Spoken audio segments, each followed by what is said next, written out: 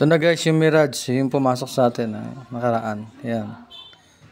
Nabangga ng motor yan, yung butas, pati running board na wala sa alin. Oh. Ito yung bumper, headlight, tsaka fender. Yan. Durog. Lahat ng holder na ilaw niyan, putol. Yan pa, oh, nalaglag yung bumper. Yan yung mga headlight niya, oh. Yan, oh. Puro basag yung ilalim. Pati yung holder. Ayan, oh. Ayusin natin yan. Butas, laki. Yan pa. Yan putol.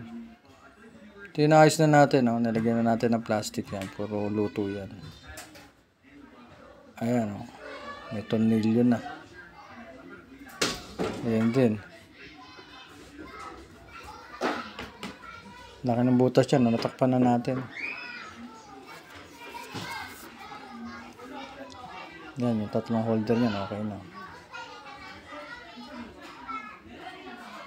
Pati yung tornilyo nakakabit na rin. Kakabit na lang natin yan.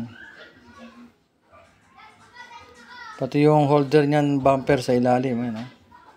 Isa na lang ang natira.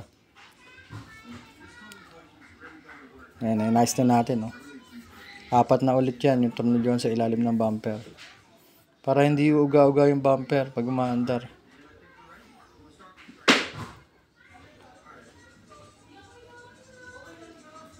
Yan yung after.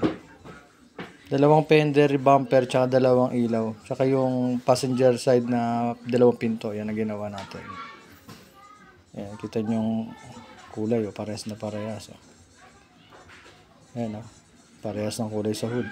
Pati dito sa pinto. Yan, nakintab. Oh. Hanggang dito yung ginawa natin. Yan, U17 gray ng Mirage yan, kulay niyan. Ayan. Back to original. Align lahat. Salamat.